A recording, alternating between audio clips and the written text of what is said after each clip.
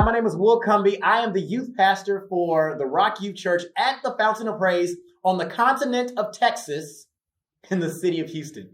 Listen, today I want to talk to you about what to do when you realize that your membership in your youth department or your program has started to dwindle. Listen, I dealt with this personally some time ago. We had a very large ministry. We had our own campus. We were seeing 500 plus kids every Sunday. It was amazing. And then our church decided to close that campus because they were building another campus. And our youth department did not have service for nearly a year. I was upset because what do I do with my numbers? I had worked so hard to build this ministry up, and God had to remind me, you didn't build anything, I did. And if I built it once, I can build it again. I want to challenge you guys when you're realizing that when you've had these great numbers and you see the shift, what do? Well, number one, you must realize why the shift is taking place in the first place. Are you in the South? Football is very popular. And during football season, we lose the football players. We lose the band. We lose the cheerleaders. We lose the flag girls. We lose the water boy or water girl. And they're all gone. And it's not that they don't want to be a part of the ministry. It's because of the culture of the community that you're in. So as you're looking in your community and seeing that the numbers are shifting, step out, zoom out. There's a quote that often says, we can't see the forest for the trees. Typically, what's going on is it's nothing about you, but what's happening in your community. So what do you do when you had this large group of students and it now starts to dwindle? Here's one thing that I want to give you. Number one, invest in what you have. We cannot negate the ones that are there for the ones that aren't. Sometimes when we don't see the big numbers, we can get discouraged. But what you should be encouraged is that you do have something. Someone once said that it's not a matter of looking at the glass half empty or half full, but being grateful that you have a glass at all. What can you do with that group? What we did was I had this small group and I made them into my teen council. And I asked my teen council, what can we do to work with our ministry? What can we do to grow our numbers? What do you want? At the end of the day, you may be the one that's leading them, but it's them that are being led. I heard someone also say this, and I love this quote. It says that shepherds don't make sheep. Sheep do. So what you do is you get yourself some influencers, the ones that are popular in school, the ones that are popular in certain industries, wherever the school is or wherever you are, and you begin to work with them. These are your disciples. This is your crew. You invest in them. Those are the ones that you take to lunch. Those are the ones that you get a hot chocolate or something like that for, and you start to invest in them. You go to their birthday parties, and what they see is those other kids, they see you investing in them, and they say, I want to be connected to that. Truth is, there's a thing called level up. Everybody wants to be with something greater than what they are. And when you start to invest in them, they will attract other students. Here's the second thing that I want to give you when we're talking about dealing with dwindling numbers. 5 areas that you must reach students in order to not only pull them in, but to get them to stay are these things here. They are physically, spiritually, intellectually, inspirationally, and digitally. Let's start with physically. What are you doing to show up? When I noticed our numbers were down, I began to get more active into the football team at one of the high schools. And I was just showing up as a volunteer for whatever I could do. Well, they found out that I worked for a church. They then began to ask me to be the chaplain for the football team. Would you believe that after 2 years of doing this, I was able to go with these boys from district all the way to the state championships? And how amazing it is to stand in the locker room with some students who are about to play in their very first state championship and tell them that they can do all things through Christ who strengthens them.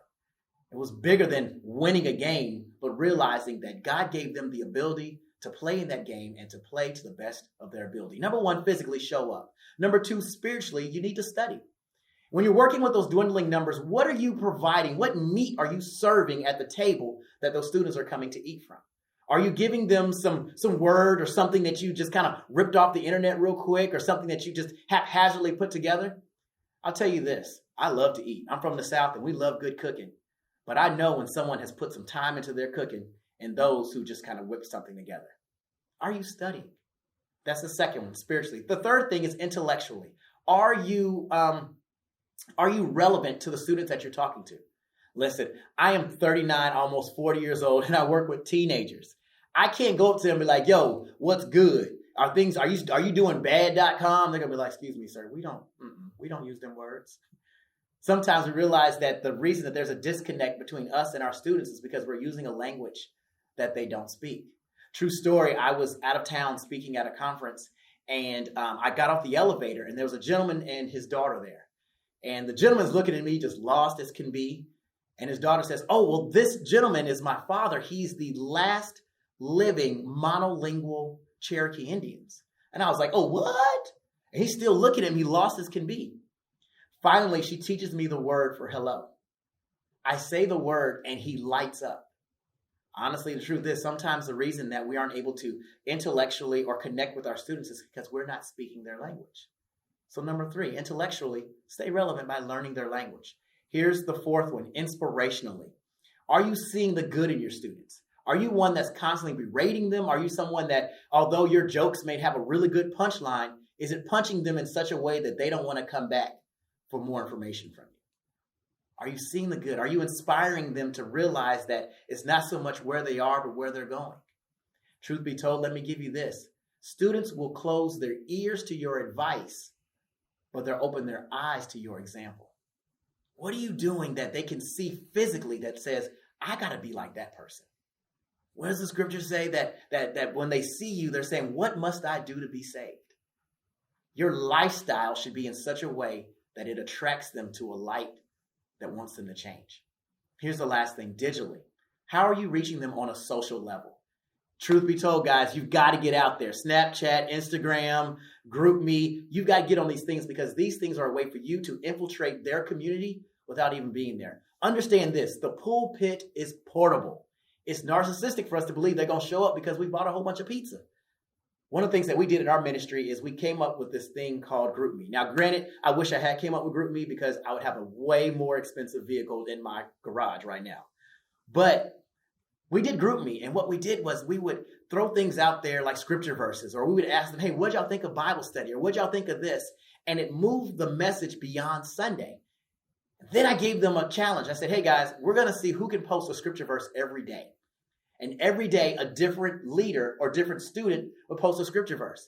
And they began encouraging each other. Now, if I had waited for them to only hear from me, man, they'd be waiting a long time. But they began to encourage each other. 5 things, again, that I want to give you as you are looking to increase or grow your ministry physically. What are you doing to show up? And what are you giving your kids to show out in their community, doing community service? The second one is spiritually. The third one is intellectually, inspirationally, and the last one, digitally. God gave you a gift. He gave you a talent.